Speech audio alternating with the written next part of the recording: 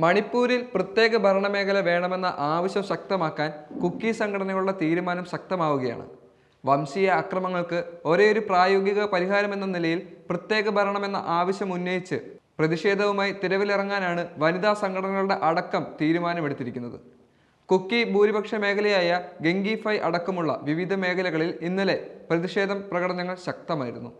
അതേസമയം മണിപ്പൂർ കലാപം സംബന്ധിച്ച അന്വേഷണ റിപ്പോർട്ട് സമർപ്പിക്കാനുള്ള കാലാവധി കേന്ദ്ര സർക്കാർ നീട്ടിവെക്കുകയാണ്.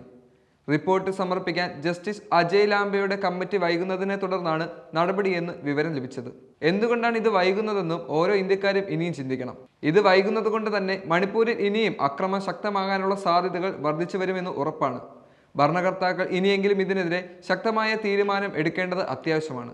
കഴിഞ്ഞ വർഷം മുതൽ തുടങ്ങിയ മണിപ്പൂരിനെ രക്തരൂക്ഷിതമാക്കിയ കലാപത്തെക്കുറിച്ച് അന്വേഷിക്കാനാണ് ഗുവാഹട്ടി ഹൈക്കോടതി മുൻ ചീഫ് ജസ്റ്റിസ് അജയ് ലാംബയുടെ നേതൃത്വത്തിൽ 2023 ജൂണിൽ കമ്മീഷൻ രൂപീകരിച്ചത്. 17 മാസങ്ങൾക്കിപ്പുറവും ഇതുവരെയും ഒരു നടപടിയും ഇതിനെതിരെ സ്വീകരിക്കാൻ ആർക്കും സാധിച്ചിട്ടില്ല. ഗോത്ര വിഭാഗങ്ങളായ മേദിക്കും കുക്കിക്കും തമ്മിലുണ്ടായ സംഘർഷത്തിന്റെ കാരണവും വ്യാപനവും സംബന്ധിച്ചുള്ള അന്വേഷണ റിപ്പോർട്ട് 6 മാസത്തിനുള്ളിലായിരുന്നു കമ്മീഷൻ സമർപ്പിക്കേണ്ടിയിരുന്നത്.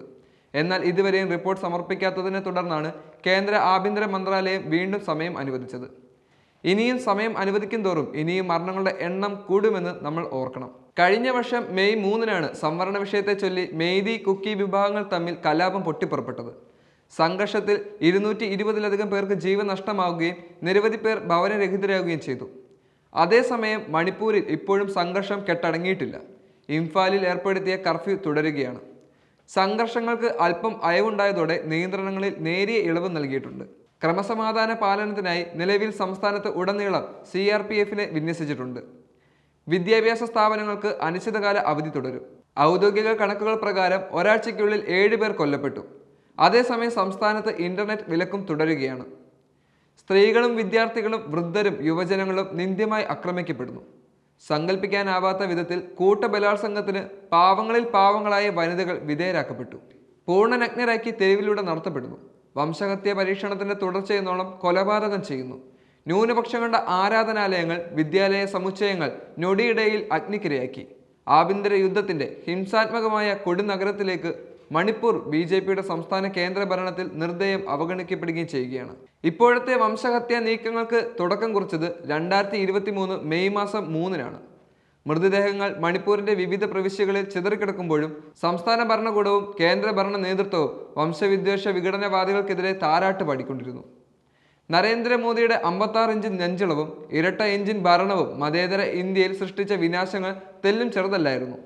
കോൺഗ്രസ് കൂടാരം വിട്ട് കൊടിയേറിയവരുടെ ചേർത്ത് പിടിച്ച് മണിപ്പൂരിൽ ബിരേൻ സിംഗിന്റെ നേതൃത്വത്തിൽ അധികാരത്തിലെത്തിയ BJP സർക്കാരും ഇരട്ട എഞ്ചിൻ ഭരണത്തെക്കുറിച്ച് ആർത്തട്ടഹസിച്ചു. പക്ഷേ ഇരട്ട എഞ്ചിൻ പ്രയാണം ജനതയുടെ ഹൃദയത്തിലേക്കാണ്. ഇന്ത്യയിൽ വിവിധയിടങ്ങളിൽ എന്നതുപോലെ ഏറ്റവും ഭീകരമായ നിലയിൽ മണിപ്പൂരിൽ അതിവേഗ ഇരട്ട എഞ്ചിൻ പ്രവാഹം ജനങ്ങളുടെ മാറിടങ്ങളെ തകർത്തു. ജനാധിപത്യം എന്നതും ഭരണഘടന അവകാശം എന്നതും നരേന്ദ്രമോദിയുടെയും കേന്ദ്ര ഭരണത്തിലും ബിരേന്ദർ സിംഗിന്റെ സംസ്ഥാന ഭരണത്തിലും മണിപ്പൂരിൽ കേവല മിഥ്യയായി പരിണമിച്ചിരുന്നു. ബീരേന്ദർ സിംഗിന്റെ രാജി ആവശ്യപ്പെട്ട് പ്രക്ഷോഭത്തിന് BJP MLA-മാർ തന്നെ തെരുവിലിറങ്ങിയിട്ടും മൗനത്തിന്റെ കുറ്റകരമായ വാഗ്മികതത്തിലായിരുന്നു കേന്ദ്ര സംസ്ഥാന ഭരണകൂടങ്ങളും BJP ദേശീയ നേതൃത്വവും. 1.5 വർഷത്തോളമായി മണിപ്പൂർ നരകഹത്യകളുടെയും രക്തപ്പുഴകളുടെയും വംശവിദ്വേഷങ്ങളുടെയും കറുത്ത ഭൂമിയായി പരിണമിക്കപ്പെട്ടിട്ട് ദുരന്തകാലത്ത് ഒരു സമാശ്വാസ ശബ്ദം പോലും ഇന്ത്യൻ പ്രധാനമന്ത്രി നരേന്ദ്രമോദിയിൽ നിന്നും ഉയർന്നു വന്നിട്ടില്ല. ഉലകം ചുറ്റും വാലിബനായ മോദി ലോകരാഷ്ട്രങ്ങളിൽ ചെന്ന് സമാധാനത്തിന്റെ ഹസ്തദാനം നടത്തുകയും ആലിംഗനം ചെയ്യുകയും മുത്തമർപ്പിക്കുകയും ചെയ്യുമ്പോൾ സ്വന്തം രാജ്യത്ത് മണിപ്പൂരിൽ വംശഹത്യ നടത്തുന്നത് അറിയുന്നതും കേൾക്കുന്നതും കാണുന്നതുമില്ല.